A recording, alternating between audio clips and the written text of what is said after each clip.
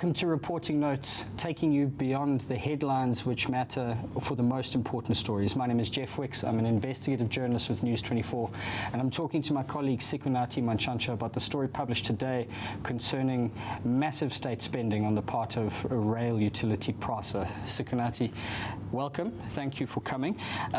You've reported today about a refurbishment project advanced by Prasa to sort of breathe new life into the train network and the machines which transport people all over the country.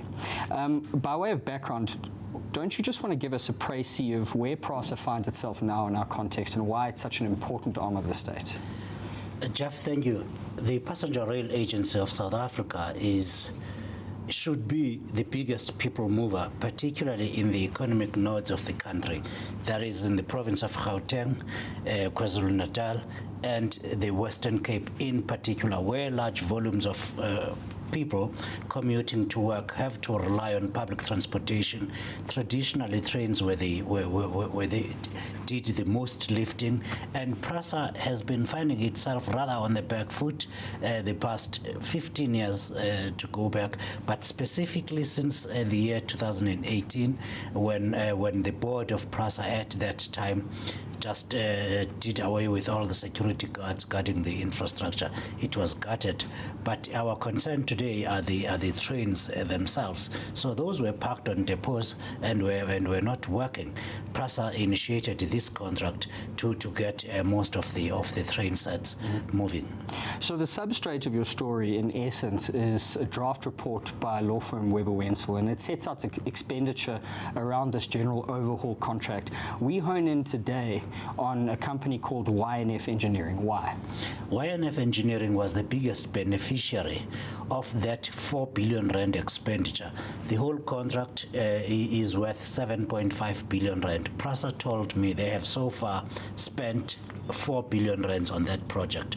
So our investigation and reading of the Weber Wenzel report showed that YNF Engineering, one of the 7 contractors in the general overhaul contract, got more than 40% of the expenditure at 970 million rands of this contract. And we looked to see what's going on in the contract, what is the status of Prasa, but there were serious allegations of malpractice, serious allegations of corruption, of bribery against some officials, indeed against the owners and management of YNF Engineering, laying out to have alleging to have bribed some Prasa officials in order to receive this preferential treatment and favoritism, which one of the contractors complained about and said, we're not getting any work, it all goes to those guys. We now know they are paying bribes to Prasa officials. Well, according to that draft report.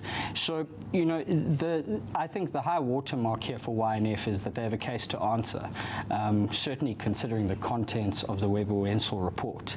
Now, you know, getting up the nose of people like this is something we do on a daily basis, and, you know, can you just tell us how YNF Managing Director Jade Oren reacted when you first contacted him? Jeff, YNF Engineering definitely has a lot to answer for in that report, and we did contact them, and they were not pleased, to say the least. We sent them a list of questions and said, we've come across this report, and your company's name features very prominently. It is said to have bribed people, to have invoiced and got paid for work not done, and indeed for work done by Prasa officials themselves. Jade Oren was, as I say, unpleased with the fact that, one, we are even writing about this report when he says he has not seen the final copy of the Weber Wenzel investigation report, and he certainly was in no mood to answer any questions. Instead, what he did is threaten to sue us should we publish any story. He said, you are not going to write any story about this. I'm going to sue you if you're going to lie about us, lie about our business, which is going to cost us revenue. So he threatened a serious lawsuit in my personal capacity and, of course, suing the publication News 24. So, I mean, something that happens in this office quite often is that whenever there's a call placed on loudspeaker and the subject of critical reportage on the other end of the phone seems to raise his voice, it attracts everyone's attention. And I was in the room when Mr. Oren called you and said that he would sick a bot army on Twitter against you to discredit you. That's just another layer to the threats that he Jeff, sent your way. Not only that, but he said, I will clean you out in your personal capacity.